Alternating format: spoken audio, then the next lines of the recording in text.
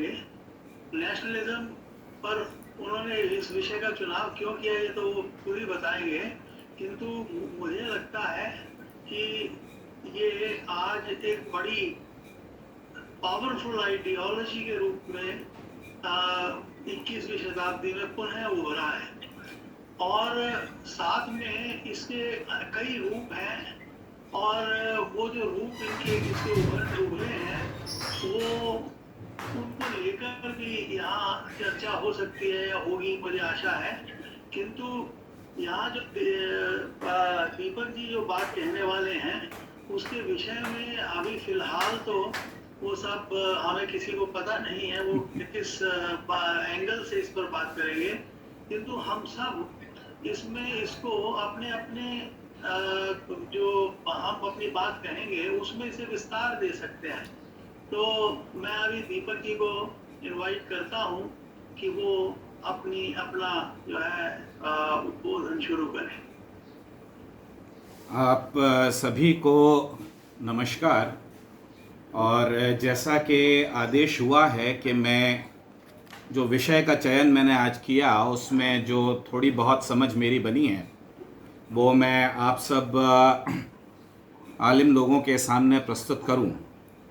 ये एक बहुत ही जिसको कहना चाहिए कि रिच संयोग है कि अध्यक्षता के लिए केएल सर ने आज कमल नयन सर का नाम लिया, क्योंकि जानते हैं कि आप इतिहास विज्ञ हैं और राष्ट्रवाद के बारे में आपने ठीक कयास लगाया कि इसके बारे में बात करना क्यों प्रासंगिक लगता है आज, क्योंकि ये एक निसंदेह बड़ा महसूस किया जाने वाला सत्य है आज के दौर का कि राष्ट्रवाद को लेकर के पुनः जो उथल पुथल मचनी शुरू हुई है, यानी कि इतिहास की दृष्टि से हम ये देखें तो राष्ट्रवाद अपने आप में एक चीज रहा है। राष्ट्रवाद का उदय कैसे हुआ, कैसे क्या परिवर्तित रूप उसके आते गए, ये सारी की सारी बातें इतिहास के अध्ययन का क्षेत्र तो हैं ही। उसके अतिरिक्त संदर्भ की भावना के अनुरूप हमको प्राय संप्रत्ययों के ऊपर कुछ चर्चा करने की, कुछ विचार करने की जिज्ञासा होती है। तो मैं ये समझता हूं कि आज जो दोबारा एक नेशनलिज्म को लेकर के पूरे वर्ल्ड में, विश्व पटल पर, ये सिर्फ यहां की या वहां की बात नहीं है, राष्ट्रवाद को लेकर के और इसके जो एक विरोधी स्वर शुरू हुआ है अभी हाल के दिनों में, और ये विरोधी स्वर भी बिल्कुल एक नवीन उत्पत्ति नहीं है। ऐसा नहीं है कि राष्ट्रवाद का विरोध या राष्ट्रवाद की अवधारणा का विरोध पहले नहीं होता रहा हो। तो आज नए सिरे से ये डिबेट क्यों जागृत हुई है, इसको लेकर के मैं कुछ बात शेयर करना चाहता हूं। यदि हम ये देखें कि राष्ट्रों का निर्माण, राष्ट्रों की उत्पत्ति तक हम पहुंचते कैसे हैं, अगर हम 2-3 लाइनों में इसका खाका खींचने की कोशिश करें तो हम ये देखते हैं कि मनुष्य के यानी कि मनुष्य रूप में अवतरण के साथ ही अनेक प्रकार की सामूहिकताएं शुरू होती हैं, और हम ये भी कह सकते हैं एक तरीके से, बहुत सारे विद्वानों का ये मानना होने लगा कि एक एंथ्रोपोलॉजिकल मैन है, बायोलॉजिकल मैन है, और निश्चित रूप से वो पहले आता है और उसके बाद उसकी की हुई कृतियां, उसके आर्टिफैक्ट्स, उसके द्वारा बनाए हुए समूह, संस्थाएं, मान्यताएं बाद में आती हैं। लेकिन कुछ विचारकों का ऐसा भी मानना है कि ऐतिहासिक मनुष्य, यानी जहां से मनुष्य का इतिहास शुरू होता है या इतिहास चेतना शुरू होती है, वो स्वयं अपने आप में किसी संस्कृति की देन होता है। यानी कुछ विद्वान संस्कृति और इतिहास को लेकर के प्रश्न चिन्ह खड़ा कर देते हैं और वो ये कहते हैं कि देखिए, कोई भी हिस्टोरिकल डेवलपमेंट किसी साइमल्टेनियस कल्चरल डेवलपमेंट के अभाव में नहीं होता। खैर, ये प्रश्न हमारे लिए, सिर्फ मैंने कहा कि एक बेसलाइन के रूप में मैंने इस प्रसंग को रखा है, ये मूल चर्चा का विषय नहीं है। जो भी हुआ हो इतिहास में, मनुष्य ने अपने कबीले बनाए, समाज बनाए, अपनी उसने फ्यूडल सोसाइटीज बनाई, उसने अपने आप के लिए ताकत और समूह की ताकत इकट्ठा की, और धीरे धीरे हम ये देखते हैं कि मनुष्य के साथ रहने की भावना, मनुष्य की सामूहिकता उसको राष्ट्र और अंतरराष्ट्रवाद तक ले जाती है। हम इंटरनेशनलिज्म के दौर तक आ पहुंचे। ये साथ रहना, एक एकांगी मनुष्य से लेकर के इंटरनेशनल स्तर तक के समझौते बनाना मनुष्य की विकास यात्रा को दर्शाता है। लेकिन मैं समझता हूं कि इसके साथ में एक दूसरा पहलू भी, और मैं क्या मतलब, ये किसी के समझने की बात नहीं है, ये प्रत्येक व्यक्ति का अनुभव है कि मनुष्य का जीवन इस दृष्टि से बड़ा विरोधाभासी भी है कि जहां पर आपने अपने परिवार, अपने कुटुंब, अपने कबीले, अपनी कम्युनिटी, अपने समाज, अपने राज्य का निर्माण किया, वहीं आपके अंदर एक ऐसी प्रवृत्ति भी हावी रही जिसमें आपने सभ्यताओं के निर्माण के साथ साथ विनाश के सामान भी संजोए।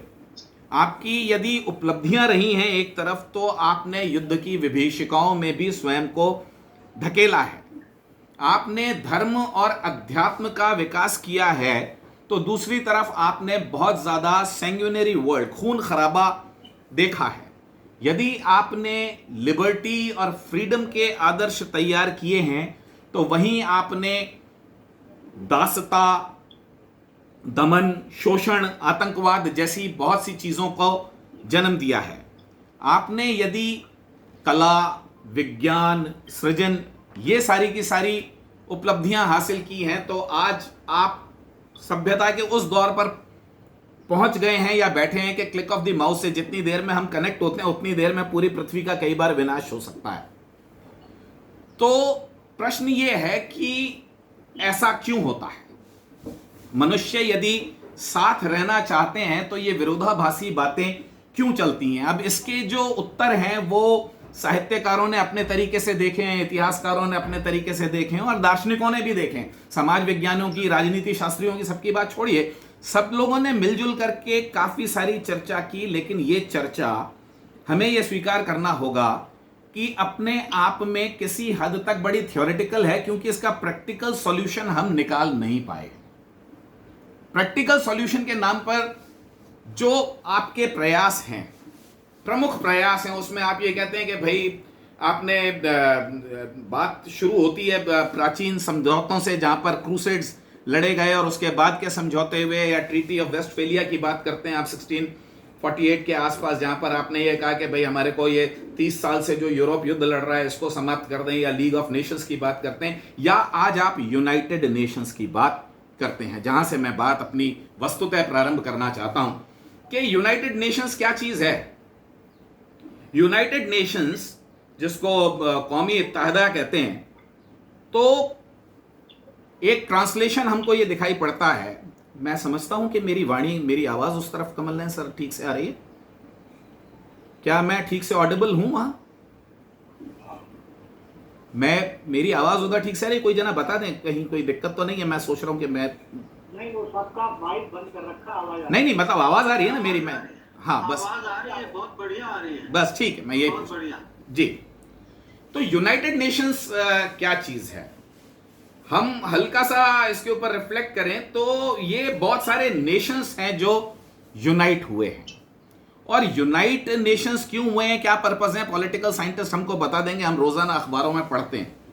सवाल ये है कि ये नेशंस हैं और नेशंस का क्या मायने है।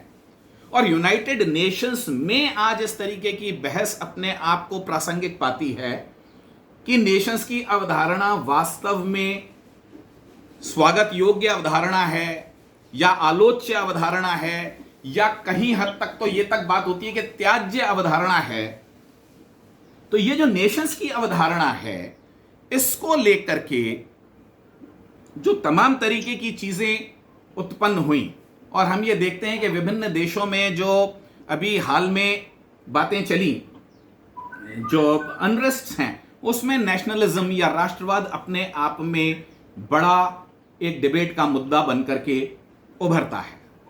हम भारतीय परिप्रेक्ष्य में बात करें तो हम अगर हम इतिहास की दृष्टि से देखें तो बड़ा गौरवान्वित महसूस करते हैं हमारी जिसको कहना चाहिए स्वतंत्रता संग्राम को देख करके, जिसको हम इंडियन नेशनल फ्रीडम स्ट्रगल कहते हैं, है ना। हम बड़े हमारे तिरंगे में गर्व महसूस करते हैं। हम ये कहते हैं कि हमारी इंडियन नेशनल कांग्रेस की स्थापना हुई, हमारे राष्ट्रीय सिंबल्स थे, हमारे राष्ट्रीय आंदोलन थे, हमारी इंडियन नेशनल आर्मी बनी, सुभाष चंद्र बोस, भगत सिंह, मतलब इनन्यूमरेबल चीजें हैं जो हमारे नेशन से जुड़ती हैं।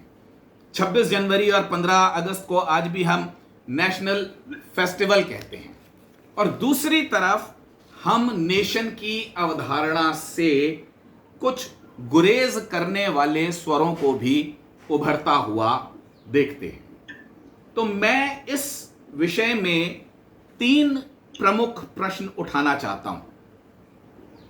पहला तो प्रश्न यह है, मैं इस चीज को अगर थोड़ा सा प्रसंगवश रख रहा हूं, मैं इस चीज के चरित्र के ऊपर टिप्पणी नहीं कर रहा हूं, सिर्फ एक तथ्य के रूप में प्रस्तुत कर रहा हूं कि आज हमको यह स्वर सुनाई देता है कि भारत तेरे टुकड़े होंगे इंशाअल्लाह, या दूसरी तरफ हम आज भी इनक्रेडिबल इंडिया की बात करते हैं। बहुत पुरानी बात नहीं है, अभी भी टीवी पर आपको ये इनक्रेडिबल इंडिया जैसा स्लोगन सुनाई दे जाएगा, या आपको जिसको एक पक्ष ये कहता है कि ये सरकारों की चाल है, ये सिडेशन के चार्जेस लगाती हैं, और दूसरी तरफ एक समूह है जो महसूस करता है कि नहीं, राष्ट्र को तोड़ने की गतिविधियां बहुत तेजी से बढ़ रही हैं। कोई एक बड़े प्रासंगिक समूह है इस तरीके के जो राष्ट्र की अवधारणा को चैलेंज भी कर रहे हैं और डिस्ट्रॉय भी कर रहे हैं।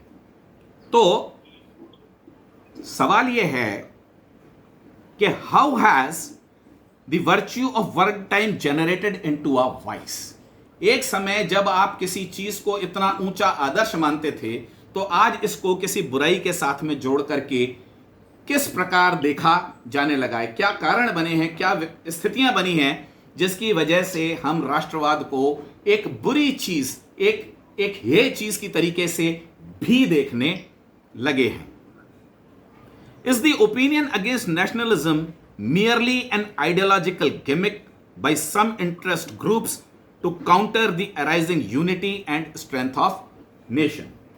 जो राष्ट्रवादी किस्म के लोग हैं, मतलब अब ये वादों में हमने लोगों को डिवाइड कर दिया है, ये एक अलग चर्चा का विषय हो सकता है, लेकिन हम ये कहते हैं, एक पक्ष इसका ये कहता है, जो कि हम ये कह सकते हैं कि राइटिस्ट का पक्ष है, वो ये कहते हैं कि भाई देखिए, आपको क्योंकि राष्ट्र की उन्नति, आपके जो हिडन एजेंडा है, आपके जो हिडन इंटरेस्ट हैं वो कुछ और हैं, तो आपको राष्ट्र की स्ट्रेंथ, आपको उसकी राइजिंग पावर, आपको उसकी कंसोलिडेरिटी, आपको उसकी स्टेबिलिटी, आपको उसकी माइट क्योंकि हजम नहीं हो रही है, तो आप इस प्रकार की चीजें बुन रहे हैं, इस प्रकार की चीजें चुन रहे हैं जिससे कि राष्ट्र की अवधारणा संकट में आए। वो ये कहते हैं कि आपका विरोध मूलतः सरकार से है, आपका विरोध मूलतः जो इस वक्त सत्ता में है उन लोगों से हो सकता है, आपका विरोध उन लोगों से हो सकता है जिनको चैलेंज करके आप सत्ता से हटा नहीं सके, लेकिन आप ये करने की आड़ में, क्योंकि ये आप कर नहीं सकते, तो आपने हर चीज को, सरकार के विरोध को राष्ट्र का विरोध बनाना शुरू कर दिया है, जो कि ठीक नहीं है। ऐसा एक प्रासंगिक पक्ष है। दूसरा यह है, nationalism is bringing about some real and very significant negative integrity threatening change in the ways people actually think and behave. दूसरा पक्ष यह कह रहा है कि देखिए, ये जो राष्ट्रवाद की बलवती अवधारणा है, या जो गेन कर रही है इस वक्त, कुछ लोगों को ऐसा लगता है कि पहले से ज्यादा गेन कर रही है, या कुछ पॉज का समय आया था और अब राष्ट्रवाद वापस, मैं भारतीय परिप्रेक्ष्य में बात कर रहा हूं, वापस प्रभावी होने लगा है, तो इसके अंदर छिपा हुआ कोई ऐसा एजेंडा है जो लोगों को आपस में तोड़ रहा है, जो लोगों की एकता को नुकसान पहुंचा रहा है, जो लोगों का एक फैब्रिक है, जो हमारी कम्युनल फैब्रिक है, या जो हमारी इंटीग्रिटी है, या जो हमारा कोहिजन है सोसाइटी का, उसको तोड़ने का काम कर रहा है। और क्योंकि ऐसे प्रभाव उत्पन्न हो रहे हैं इस राष्ट्रवाद के नाम पर, अतः राष्ट्रवाद अपने आप में आलोच्य विषय या आलोचना का विषय बन जाता है। ऐसा दूसरा एक प्रासंगिक पक्ष है। और तीसरी बात क्या है जो मैं प्रश्न यहां पर सबके सम्मुख रखना चाहता हूं, Was nationalism a political expedient suited only to a specific period of world history? जब हम ये देखते हैं कि राष्ट्रवाद का उदय हुआ, यूरोप के राष्ट्रवाद से हम भली भांति परिचित हैं, और एक समय ऐसा था जब राष्ट्रवाद के विरोध में बात सोचना या करना अपने आप में एक अनैतिक मनुष्य या अधूरा मनुष्य होने की बात समझी जाती थी। वो ये कहते थे कि आप इस चीज को कैसे चैलेंज कर सकते हैं। तो उस दौर से लेकर के चली आ रही एक परंपरा को, एक सोच को, एक विचार में क्या ऐसा लगता है अब हमें विश्व पटल पर और खासतौर से भारत की स्थितियों में कि राष्ट्रवाद किसी समय के लिए उपयुक्त चीज थी और आज अब इसकी प्रासंगिकता बची नहीं है, और हमको करना क्या चाहिए कि हमको राष्ट्रवाद को लांग करके उससे आगे किसी नई चीज की तरफ चले जाना चाहिए। राष्ट्रवाद एक पुराने जमाने की और अब अप्रासंगिक हो चुकी चीज है। ये 3 सवाल मैं मूल रूप से उठाना चाहता हूं, जिसमें से पहले 2 तो तथ्य के रूप में हमारे सामने हैं, और तीसरे सवाल के बारे में मैं यह समझता हूं कि थोड़ा सा इवैल्यूएटिव इन नेचर है कि हम राष्ट्रवाद के विरोध से हमारा तात्पर्य क्या है, क्या हम उससे बेहतर, उससे आगे किसी तरफ जाना चाहते हैं, या जहां पर हम हैं उसे हमको छोड़ देना चाहिए। तो हम ये देखें कि राष्ट्रवाद को, इनमें से किसी भी चीज का निर्णय करने के लिए हमको राष्ट्रवाद की अवधारणा को समझना पड़ेगा, और समझने का सबसे बढ़िया तरीका क्या है कि पहले ये देखें कि राष्ट्रवाद की अवधारणा क्या रही है विगत पास्ट में, जो कमल नयन जी का क्षेत्र है। दूसरा ये देखें कि जो भी आर्ग्यूमेंट्स दिए जा रहे हैं राष्ट्रवाद के फॉर या अगेंस्ट, उनको इवेल्युएट करने की कोशिश करें। भाई आप ये कहते हैं कि राष्ट्रवाद नुकसान पहुंचा रहा है तो किस तरीके से, और अगर आप ये कहते हैं कि राष्ट्रवाद अच्छी चीज है और इसका स्वागत होना चाहिए और इसको और ज्यादा प्रभावी रूप से हमें अंगीकार करना चाहिए, तो आप उसके आर्ग्यूमेंट्स दें, यानी कि जो भी इस डिबेट का हिस्सा हैं। और तीसरा ये है कि हम इन आर्ग्यूमेंट्स की आपस में तुलना करें, फॉर और अगेंस्ट के जो आर्ग्यूमेंट्स हैं राष्ट्रवाद के पक्ष में और राष्ट्रवाद के पक्ष में, और फिर ये देखें कि यदि हमको ये लगता है कि राष्ट्रवाद जब भी था, जहां भी था और जैसा भी था वो आलोचना का विषय ही बनता है, तो उससे बेहतर किसी विकल्प की बात करें और यह बताएं कि नहीं देखिए, राष्ट्रवाद तो अपने अभ्युदय के समय से ही, अपने उद्भव उत्पत्ति के समय से ही एक ईवल कॉन्सेप्ट था। तो हम ये ढूंढें, ये बताएं, या जो लोग ये सोचते हैं कि इसको नहीं होना चाहिए था, उनके ऊपर ये जिम्मेदारी आती है कि वो बताएं कि राष्ट्रवाद के अतिरिक्त कौन सी चीज होनी चाहिए थी उस समय। और उस समय की बात छोड़िए, यदि वो इतिहास में चली गई, आज राष्ट्रवाद से बेहतर चॉइस या ऑल्टरनेटिव क्या हो सकता है। इतनी बात करने के बाद में हम ये देखें कि राष्ट्रवाद का उदय किस अवधारणा से, कैसे कैसे इस अवधारणा ने आकार लेना शुरू किया। Whether the nations are the construct of humanity, 2 मत मिलते हैं इस बात को लेकर के। एक मत ये कहता है कि देखिए, राष्ट्र तो प्रदत्त थे, राष्ट्र तो पहले से बने हुए थे, आपकी सामाजिक, ऐतिहासिक, आपकी सांस्कृतिक चेतना ने बाद में उसको देखना शुरू किया। आपके पास में जब चेतना भी नहीं थी राष्ट्र की, राष्ट्र एक तथ्य के रूप में उपस्थित थे, विद्यमान थे, आपने केवल अपनी चेतना से उनको पहचानना शुरू किया है। और दूसरा मत यह कहता है कि नहीं देखिए, राष्ट्र जैसी कोई चीज होती नहीं है, वस्तुतः वो आपने बनाए हैं, यानी कि मनुष्य को पहले से दिए हुए नहीं हैं। मनुष्य ने समझौतों से, अपनी समझ से, अपनी सुविधा के लिए, अपने एक बेहतर जीवन के लिए राष्ट्र का निर्माण किया है। उन लोगों का यह मानना है जो ये कहते हैं कि राष्ट्र पहले से थे, वो ये कहते हैं कि देखिए, राष्ट्रवाद क्या करता है, आपकी राष्ट्रीय चेतना को जागृत करता है। वो होता तो पहले से, आपके पास उसकी चेतना नहीं होती, और यह चेतना, राष्ट्रीय चेतना, अनुकूल परिस्थितियों में उत्पन्न होती है। राष्ट्र भी है, आपका राष्ट्र है, आप राष्ट्र के सदस्य हैं, लेकिन आप पहचानते नहीं हैं, एक मत कह रहा है। और वो ये कह रहा है कि जब अनुकूल परिस्थितियां उत्पन्न होती हैं, तब आप अपनी राष्ट्रीयता को पहचानते हैं या आप राष्ट्रवाद को अंगीकार करते हैं। वो अनुकूल परिस्थितियां क्या होती हैं, फिर वो इतिहास में डिबेट का विषय हो सकता है कि जब आप बाहरी लोगों के द्वारा चैलेंज किया जाए, आपकी एग्जिस्टेंस को चैलेंज किया जाए, इंपीरियलिज्म की, कॉलोनियलिज्म की, एक्सप्लॉयटेशन की, ये सारी की सारी बातें वहां होती हैं। इस चीज को देखते हुए हम यदि यूरोपियन इतिहास की बात करें तो ये धारणा स्वीकार करके चलने वाले लोग, इनमें एक मैजनी का नाम से इतिहास के लोग तो कम से कम खास तौर से बहुत अच्छे तरीके से परिचित हैं, उसने कहा कि देखिए ये जो आपका राष्ट्र है ये ईश्वर ने आपको दिया है और ये ईश्वर की इच्छा थी कि जो आपके राष्ट्रीय जो भाई बहन हैं, आपका राष्ट्र जिन लोगों से बना है वो आपके भाई बहन, आपके स्वजन के रूप में ईश्वर ने आपको उस जगह पर रख करके दिए हैं। और आपकी ईश्वर के प्रति आस्था ये कहती है कि आप अपने राष्ट्र का पोषण कीजिए, उसको पल्लवित कीजिए, उसको स्ट्रांग कीजिए।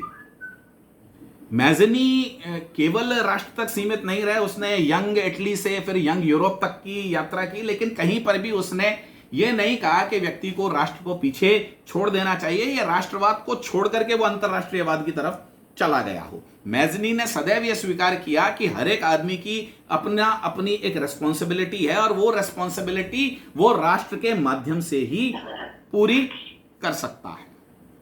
हेगेल की बात तो बड़ी सर्वविदित है ही कि state is the March of God on earth. वो तो ये कहता है कि आपका जो राज्य है वो तो ईश्वर स्वयं विचरण कर रहा है। फिक्टे जो एक मतलब मैं ये बात इसलिए कर रहा हूं अलग अलग के फिलोसोफर्स भी इसमें किस हद तक शामिल और कैसे कैसे फिलोसोफर्स शामिल हैं।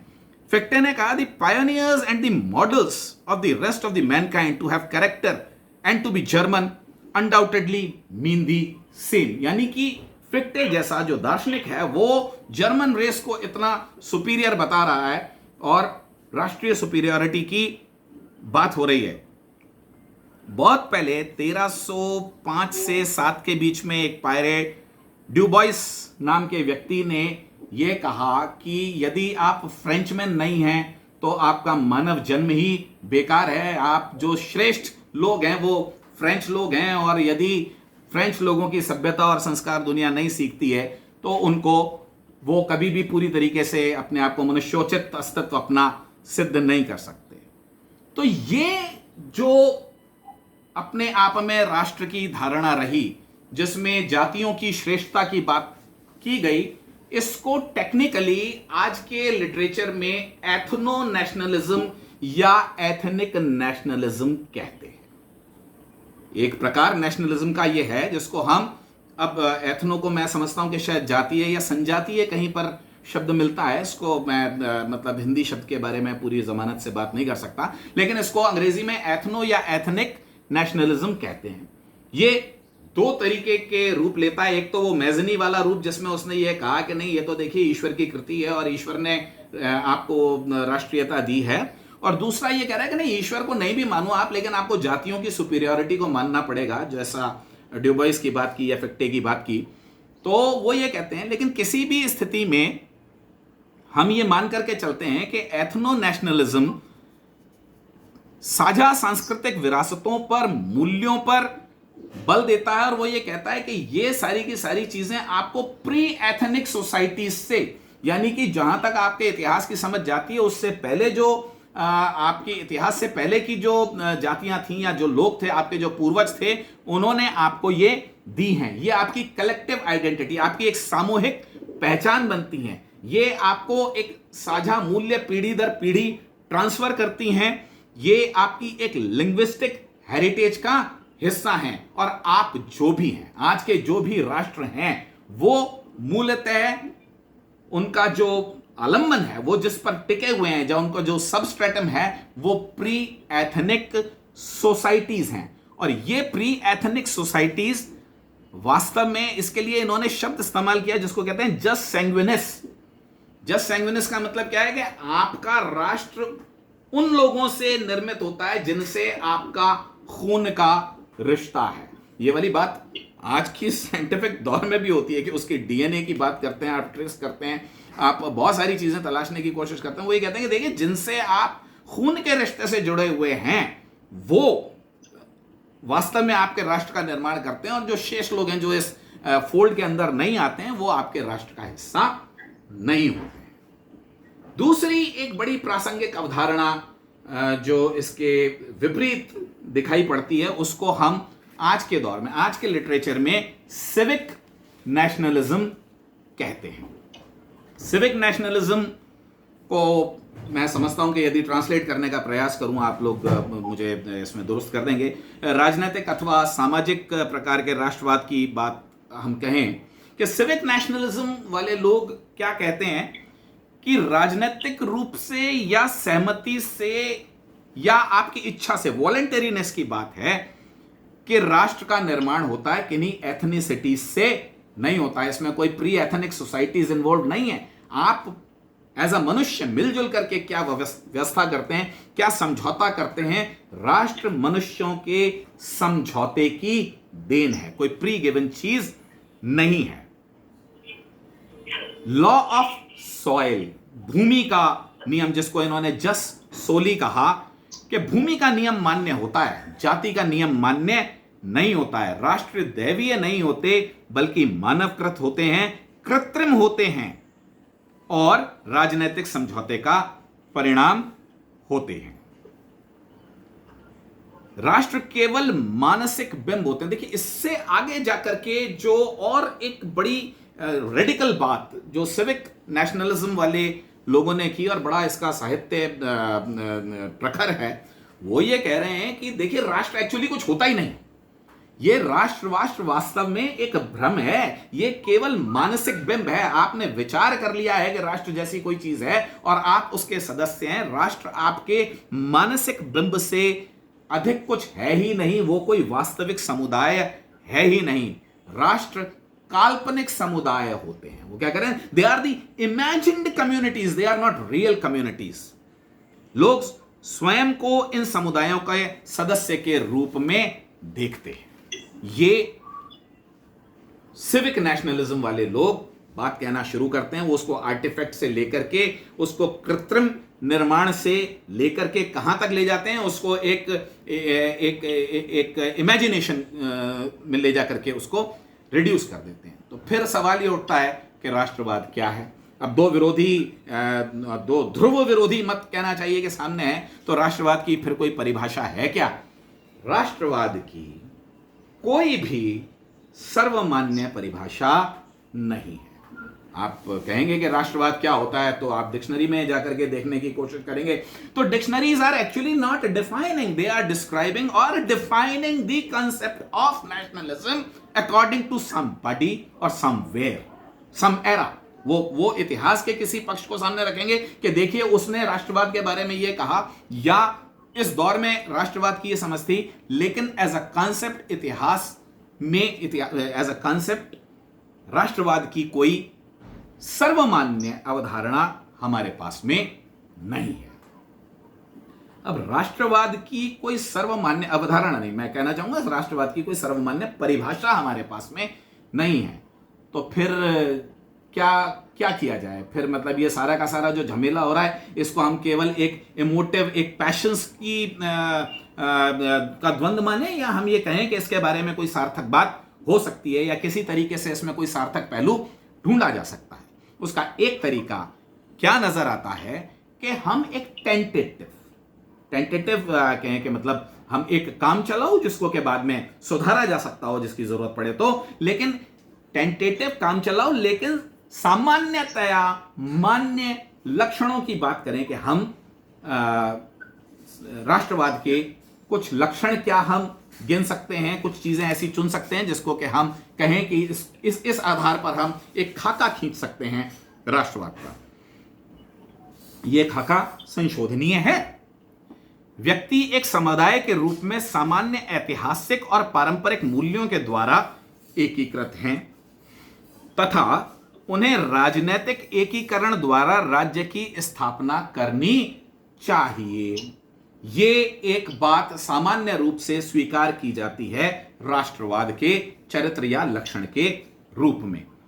राष्ट्र एक राजनीतिक रूप से संगठित समुदाय है।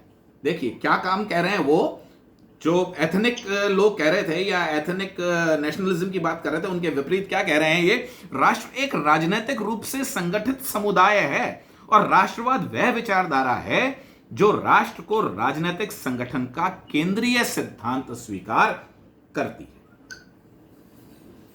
कंडीशन के रूप में स्वीकार किया जा रहा है राजनीतिक संगठन। यदि राजनीतिक रूप से लोग संगठित नहीं है तो संभवतया वो, जो कि एक मान्य अवधारणा है, तो वो शायद राष्ट्र नहीं है। राष्ट्र एक समान उत्पत्ति, भाषा और परंपरा वाले व्यक्तियों का एक विशाल समूह है जो कि एक राजनीतिक अस्तित्व के रूप में प्रस्तुत होता है। यहां बड़ी सिग्निफिकेंट बात यह है कि हमारी आज की, मैंने मेरे कुछ पॉलिटिकल साइंस के विद्वान लोगों से भी इस बारे में जब मैं विचार कर रहा था तो सीखने की कोशिश की, और सरप्राइजिंगली, मतलब मैंने पहले भी निवेदन किया कि एक अच्छी बात है कि कमल नयन जी यहाँ तशरीफ रखते हैं। मैंने इतिहासकारों से पूछा और मैंने राजनीति वालों से पूछा, तो I do not understand why उनके लिए पॉलिटिकल एलिमेंट या पॉलिटिकल ऑर्गेनाइजेशन इतना इंपॉर्टेंट है कि वो ये कहते हैं कि it is unimaginable to think of a nation. राष्ट्र की कल्पना बगैर राजनीति के एलिमेंट के करना ही करीब करीब असंभव है, ऐसा उनका मानना है। ठीक है, ये फिर आज की बात हो गई, आज की एक टेंटेटिव अवधारणा की बात हो गई। क्या इस बारे में कभी लोगों ने विचार किया है? क्या कभी किसी ने ये बहुत ही स्पष्ट रूप से बताने की कोशिश की कि राष्ट्र क्या होता है, या क्या चीजें हैं तो आप राष्ट्र की बात करेंगे और क्या चीजें नहीं हैं तो आप राष्ट्र की बात नहीं करेंगे? एक अर्नेस्ट रेनिन नाम के फ्रेंच दार्शनिक हुए। अर्नेस्ट रेनिन ने 1882 में एक पुस्तक लिखी। मैं समझता हूं पुस्तक तो क्या होगी, वो शायद मोनोग्राफ होगा। उन्होंने बहुत सारे, मतलब धर्म के इतिहासों पर ज्यादा बातचीत की, लेकिन उन्होंने व्हाट इज नेशन नाम की एक रचना लिखी और उन्होंने ये कहा कि मैंने जितना देखा है, जाना है, जिस तरीके से हम ये बात कर रहे हैं कि सामान्य लक्षणों को एकत्रित करें, तो 1882 में वो ये कह रहे हैं कि भाई 5 प्रकार की बातें ये बताई जाती हैं जो कि राष्ट्र का आधार बनते हैं या राष्ट्र के एसेंशियल कॉन्स्टिट्यूएंट्स माने जाते हैं, कि जो यदि नहीं है तो राष्ट्र की बात नहीं की जा सकती। और वो इन चारों का ही एक जबरदस्त क्रिटिसिज्म, आलोचना प्रस्तुत करते हैं। वो ये कहते हैं कि देखिए, आप जिन चीजों से राष्ट्र का निर्माण कर रहे हैं वास्तव में वो राष्ट्र के आवश्यक अंग हैं ही नहीं। वो 5 चीजें जो अर्नेस्ट रेनिन ने 1882 में देखी, वो क्या थी? पहली चीज है रेस। और अर्नेस्ट रेनिन ने रेस को और डायनेस्टी को एक साथ मिलाकर के स्टडी करने की कोशिश की। उन्होंने कहा कि देखिए, कुछ लोग ये बताते हैं कि जातियां जो होती हैं उनसे राष्ट्र के निर्माण होते हैं। हम सुनते भी हैं, अरब जाति और अरब राष्ट्रों की बात सुनते हैं, हम मंगोल जाति और मंगोल राष्ट्र की बात सुनते हैं, या हम और दूसरी आर्यन जाति और उनके राष्ट्रों की बात सुनते हैं। तो वो ये कहते हैं कि देखिए, एक आम समझ ये है, एक आम धारणा ये है कि जातियों से, रेस को जाति कहेंगे मेरा ख्याल है, क्या कहेंगे, कि रेस से निर्माण होता है। दूसरा, कुछ लोगों का मानना ये है, उनके सर्वे के हिसाब से, वो ये कहते हैं कि नहीं, देखिए, एक कॉमन लैंग्वेज होनी चाहिए, एक हेरिटेज होनी चाहिए लैंग्वेज की। एक हमारे पास में पुरातन से लेकर के और आकार लेती हुई लैंग्वेज होनी चाहिए, लेकिन सेम लैंग्वेज जहां शेयर की जाती है वहां राष्ट्र का निर्माण होता है। तीसरी बात जो हमको आज के दौर में और बहुत ज्यादा प्रासंगिक नजर आती है, वो ये कहते हैं कि लोगों का ये मानना है कि राष्ट्र का निर्माण इतना ना तो जाति से होता है, ना इतना भाषा से होता है, बल्कि धर्म के आधार पर होता है। एक धर्म के लोग एक प्रकार के राष्ट्र का निर्माण करते हैं। और फिर एक ऐसी बात जो कि उस वक्त इतनी ज्यादा प्रकट नहीं थी, उन्होंने कहा कम्युनिटी ऑफ इंटरेस्ट। आप छोड़िए कि जाति राज्य बनाएगी, राष्ट्र बनाएगी, आप छोड़िए कि भाषा राष्ट्र बनाएगी, आप छोड़िए कि धर्म राष्ट्र बनाएगा, कम्युनिटी ऑफ इंटरेस्ट। थोड़ी सी जो मर्केंटाइलिस्ट टेंडेंसीज उस वक्त शायद पैदा होनी शुरू हुई होंगी, उसकी वजह से एक धारणा यह सामने आई कि कम्युनिटीज ऑफ इंटरेस्ट से राष्ट्र का निर्माण होता है, या कम्युनिटी ऑफ इंटरेस्ट राष्ट्र का एक आवश्यक घटक है। और 5वीं बात, ज्योग्राफी या टेरिटरी की क्षेत्र, भूमि, ये चीजें मिलकर के राष्ट्र का निर्माण करती हैं। ये सभी या इनमें से कोई ना कोई एक तो इसेंशियल घटक के रूप में राष्ट्र के हमको स्वीकार करना पड़ेगा। यदि इनमें से कोई सी भी चीज वर्तमान विद्यमान नहीं है तो फिर राष्ट्र की अवधारणा खोखली अवधारणा है। इन्होंने इन सारी की सारी अवधारणाओं के ऊपर काफी चर्चा की, इनकी आलोचना की और उन्होंने कहा कि देखिए, जातियों से राज्य नहीं बनता है। जातियों ने राज्य मान लीजिए बनाए भी तो फिर वो जातियों तो हट गई, वो वंश तो हट गए यदि वंशों ने राज्य बनाए। हम बोर्बोन डायनेस्टी की बात करते हैं फ्रांस में, या हम और जर्मनी की कुछ या इटली की जातियों की बात हम करते हैं। हम भारत में ये देखते हैं कि जातिगत अवधारणाएं रही हैं। तो उन्होंने कहा कि देखिए, वंश जो हैं वो बनाते हैं लेकिन वंश मिट जाते हैं और राज्य चलते रहते हैं, तो वंश तो कोई आवश्यक चीज नहीं है। तो विरोध यह किया गया कि देखिए, वंश भले ही हट जाते हो लेकिन एक ही जाति के अंदर अनेक वंश हो सकते हैं। एक वंश को हटा करके दूसरा वंश राज्य सत्ता पे अधीन हो जाता है और राष्ट्र उससे चलता रहता है। यानी कि जाति फिर भी नहीं जाती, वंश भले ही बदल जाए। बड़ी महत्वपूर्ण बात रीनन ने उस वक्त खोजी और आज के साइंटिस्ट इस चीज को स्वीकार करते हैं और वो ये कहते हैं कि देखिए, जाति अपने आप में एक बहुत बड़ा भ्रम है। आप जिसको शुद्ध जाति कहते हैं, शुद्ध जाति जैसी कोई चीज होती ही नहीं है। जितनी भी जातियां हैं, आप किसी को उठा करके देख लीजिए, आप उनकी, रीनन ने उस टाइम डीएनए की बात नहीं की, आज के वैज्ञानिक की बात करते हैं, ये जातियां आपस में मिश्रित हैं। शुद्ध जाति जैसी कोई चीज होती ही नहीं। उन्होंने कहा the crux of the race argument rests on an anthropological misunderstanding. ये एंथ्रोपोलॉजी की बड़ी मिसअंडरस्टैंडिंग के ऊपर आर्ग्यूमेंट बेस्ड है। और फिर उन्होंने ये कहा कि वो राज्य या वो राष्ट्र ज्यादा समृद्ध या उच्च स्तरीय राष्ट्र हैं जहां पर जातियां मिक्स प्रकार की पाई जाती हैं। तो इसलिए आप जाति की बात छोड़ दीजिए, वंश की बात आप छोड़ दीजिए। फिर प्रश्न उठता है, तो क्या भाषा के बारे में हम विचार करें? तो बहुत सीधा सा एक कॉमन सेंस आर्ग्यूमेंट है कि बहुत से देश या राष्ट्र ऐसे हैं, भारत उसका एग्जांपल है, कि जहां पर बहुत सी भाषाएं बोली जाती हैं और बहुत सारे अलग अलग राष्ट्र ऐसे हैं जहां पर एक ही भाषा बोली जाती है, फॉर एग्जांपल अंग्रेजी, लेकिन वो अपने आप में अलग अलग राष्ट्र होते हैं। तो भाषा का और राष्ट्र का भी कोई ऐसा इनवेरिएबल संबंध नहीं है। और यही बात रिलीजन के ऊपर भी लागू होती है। एक ही देश में बहुत सारे धर्म के मानने वाले लोग हो सकते हैं और बहुत से देशों में एक ही धर्म के मानने वाले लोग हो सकते हैं। बहुत सारा अरब वर्ल्ड के अंदर सारे के सारे जो कंट्रीज हैं वो मुस्लिम कंट्रीज हैं। आज कहते हैं कि there are 56 Muslim countries, but they are different countries. आप उसको यदि ये भी कहना चाहें कि नहीं, देखिए उनके धर्म के सेक्ट्स हैं, फिर भी आपको ऐसे बहुत से देश मिल जाएंगे जो एक ही धर्म को मानते हैं लेकिन फिर भी वो अलग अलग राष्ट्र हैं। इसके विपरीत एक दूसरी बात यह है कि जो विपरीत धर्मी देश हैं उनके संबंध प्राय, उन राष्ट्रों के संबंध प्राय उन राष्ट्रों के आपसी संबंध से ज्यादा अच्छे पाए गए हैं जिनके अंदर एक ही धर्म विद्यमान रहता है। अभी लेटेस्ट एग्जांपल हमारे अखबार जिस चीज को बता रहे हैं कि पाकिस्तान और सऊदी अरब के डिफरेंसेस ज्यादा हैं और हमारे और सऊदी अरब के इतने डिफरेंसेस नहीं हैं, या ओआईसी में हमारी साख हमारे पड़ोसी मुल्कों से ज्यादा हो गई जबकि वो तो शुद्ध इस्लामिक मुल्क हैं और हम तो एक सेकुलर कंट्री हैं। तो ये धर्म का आर्ग्यूमेंट भी राष्ट्र की अवधारणा पर बहुत ज्यादा सटीक नहीं बैठता है। ज्योग्राफिकल फीचर अपने आप में एक इंटरेस्टिंग चीज है।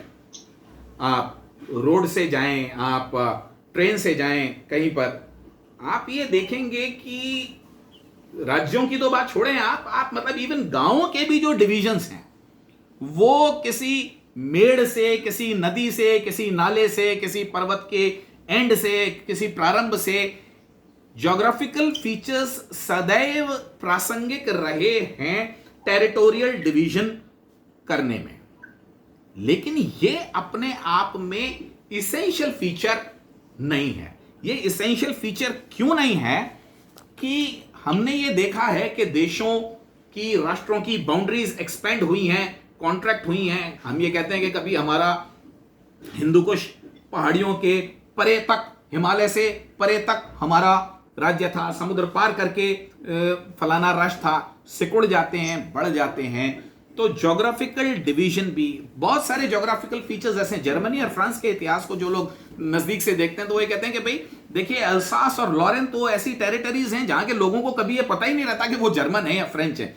वर्ल्ड वॉर तक या फॉर्मेशन ऑफ द यूएन तक उन लोगों को कभी बेचारों को ये समझ में नहीं आया कि वो साल में कितने महीने जर्मनी के हिस्से रहे और साल में कितने महीने वो फ्रांस के हिस्से रहे। तो इस तरीके की, जिसको दया जी कहते थे कि the international borders have been very fluid, वो बहते रहते हैं, वो बदलते रहते हैं। तो ज्योग्राफिकल फीचर्स भी किसी राष्ट्र की आवश्यक घटक नहीं है और हम ज्योग्राफिकल फीचर्स के आधार पर भी राष्ट्रों को डिवाइड नहीं कर सकते।